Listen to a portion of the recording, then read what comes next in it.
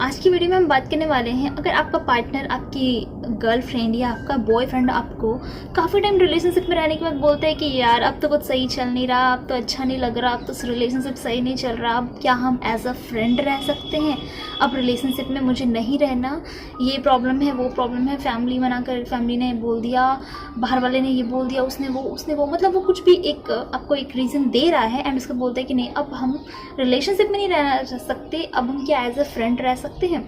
या फिर कोई अगर आपको अप्रोच करता है, अगर आप अप्रोच करते हैं किसी को प्रपोज करते हैं जाके कि आई लव यू, तो उसके बदले में आपको ये आता है रिप्लाई कि I love you but only as a friend. अगर आप भी इस रिप्लाई से परेशान हैं और अब आपको समझ में नहीं आ रहा कि वो इसका रिप्लाई क्या करना है, क्या बोलना है उसको या क्या एक्सेप्ट करना है, वो जो बोल रहा है उसको एक्सेप्ट करना है नहीं करना है, क्या प्यार की जगह उनकी दोस्ती एक्सेप्ट कर ले। अगर आपके भी मन में ऐसे क्वेश्चंस हैं तो आज की वीडियो बिल्कुल आपके लिए है, आप पूरा वीडियो को ज़रूर देखिएगा। इस वीडियो में मैं आपको हर वो पॉसिबिलिटीज़ कवर करने वाली हूँ कि आपको पहले तो मैं ये बताने वाली हूँ कि ये सिचुएशन आती क्यों है, आती है तो इसका आपको जवाब क्या देना है, जवाब अगर हाँ देना है तो आपको इसके बाद क्या प्रॉब्लम्स आने वाली है वो भी मैं इस वीडियो में डिस्कस करने वाली हूँ। अगर आप ना देते हैं then it's good for you. So चलिए वीडियो स्टार्ट करते हैं। तो सबसे पहली बात यही होती है कि ऐसा होता क्यों है, कि क्यों आपके साथ रिलेशन में रहने के बाद कुछ दिनों के बाद लोगों को रियलाइज हो जाता है कि ना ये तो चलने वाला नहीं, भाई क्या दोस्त बन सकते हैं। ये सिचुएशन आखिर आती ही क्यों है, तो इसका एक सिंपल सा मैं बोलूँ तो इसका बहुत सारा रीजन है, बट मैं आपको यहाँ पे दो पॉसिबिलिटीज बताने पा रही हूँ जो मेन यही दो पॉसिबिलिटीज होती है। तो यहाँ हमारी फर्स्ट पॉसिबिलिटी ये होती है कि सच में उसका कोई ऐसा रीज़न है, कोई ऐसा जेन्युइन रीज़न है, जैसे फैमिली का प्रेशर, लाइक जॉब का प्रेशर, पढ़ाई चल रही है, ऐसा कोई रीज़न है जिसकी वजह से हम सच में रिलेशनशिप को आगे नहीं बढ़ा पा रहे, कि हम उसको टाइम नहीं दे पा रहे, तो हम बोलते चलो ठीक है रिलेशनशिप को यहाँ पे ख़त्म करते हैं, दोस्ती रखते हैं।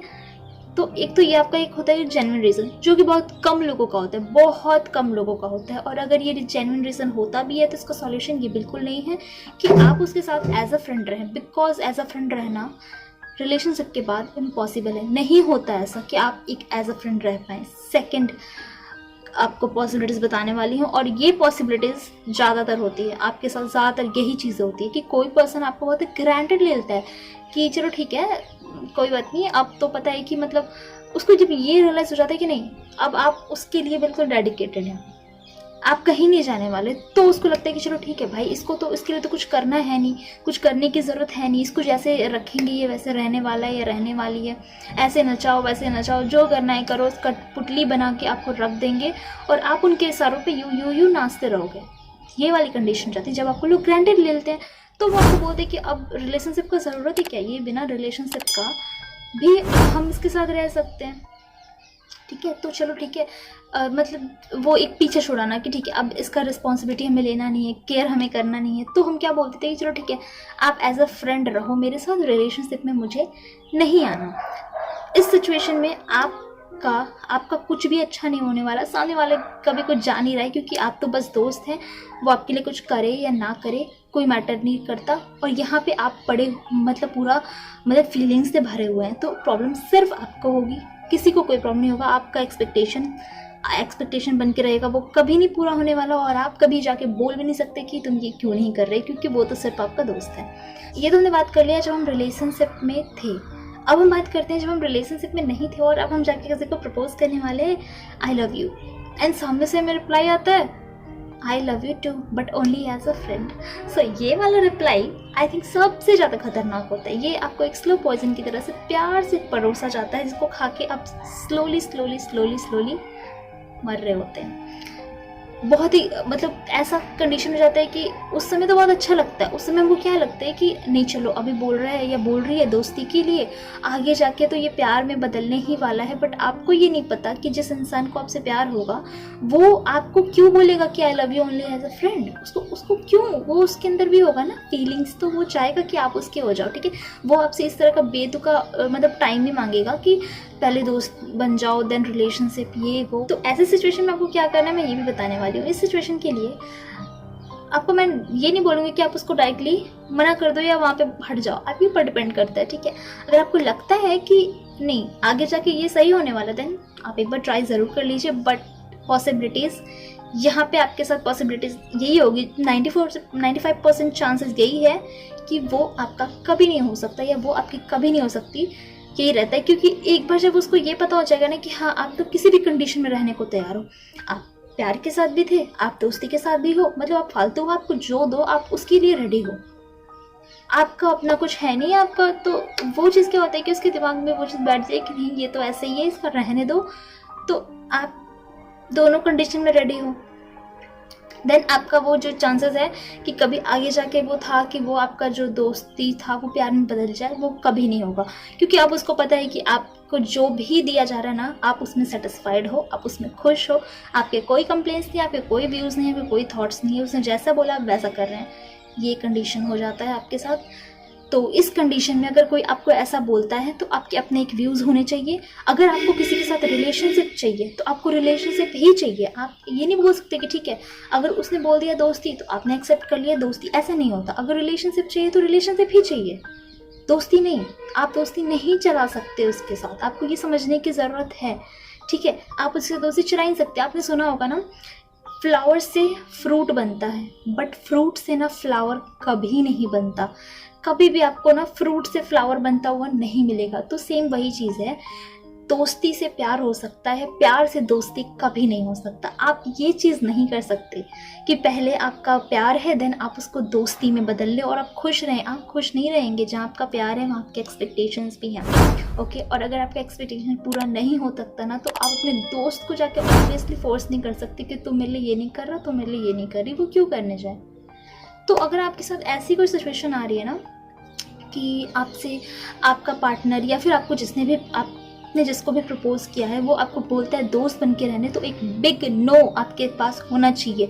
एकदम डायरेक्टली मना करो कि नहीं ऐसा नहीं है। हाँ, ये एक होता है कि अगर आप पहले से दोस्त हैं देन आपको उसके लिए फीलिंग्स है आती है, बाद में आप उसको जाके बताते हो, उसने ना बोल दिया, तो उस सिचुएशन में आपको ऐसा नहीं करना कि नहीं अब तुमने ना बोल दिया तो दोस्ती ख़त्म करते। नहीं भाई, आपके पहले से वो दोस्त थी ना, या पहले से आपका दोस्त था ना, तो फिर आपको उस दोस्ती की रिस्पेक्ट करनी चाहिए। ये बहुत मीन है कि आप उसको बस इसलिए आपने अपनी दोस्ती ख़त्म कर दी क्योंकि अब आपका उसने प्रपोजल एक्सेप्ट नहीं किया, ये नहीं मैं बोल रही हूँ। बट अगर ये होता है कि आप जाके पहले किसी को प्रपोज करते हो फिर आप दोस्त बनते हो, तो ये इस कंडीशन में आप सिर्फ घूमते रहोगे और वो आपको घुमाता है, घुमाती रहेगी, इससे ज़्यादा कुछ नहीं। क्योंकि उसको पता है उसको एक ऐसा चीज़ मिल गया ना कि जिसको वो घुमा सकती है जो चाहिए। मतलब ऐसा थोड़ी आप किसी कंपनी में थोड़ी काम कर रहे हैं कि हाँ कंपनी में क्या होता है कि चलो मुझे ये पोस्ट मिल गया, चलो ठीक है इसको ही एक्सेप्ट कर लेते हैं, एटलीस्ट ये तो मिला, कहीं ये भी हाथ से ना चले जाए। तो ये कंपनी नहीं है, आपकी एक रियल लाइफ है। इस रियल लाइफ को आपने बनाया है, आपको इसको अच्छा बेटर करना है। ये नहीं कि किसी के भी बोल दिया कि ठीक है तुम मेरे लाइफ में ऐसे ही रह लो तो आप उसके लाइफ में वैसे ही रह लो, ऐसी बात नहीं है। आपको आगे बढ़ना होगा। अगर कोई किसी ने आपको मना कर दिया, रिजेक्ट कर देता है आपके प्रपोजल को, या तो रिजेक्ट कर दिया बस, फिर दोस्ती कहाँ से, नहीं कर सकते आप उससे दोस्ती करके आप खुश नहीं रहेंगे। फिर भी एक सेकेंड फेज़ ये भी होता है कि आप उसको भूल ही नहीं सकते और आपको किसी भी कंडीशन में उसके साथ रहना ही है।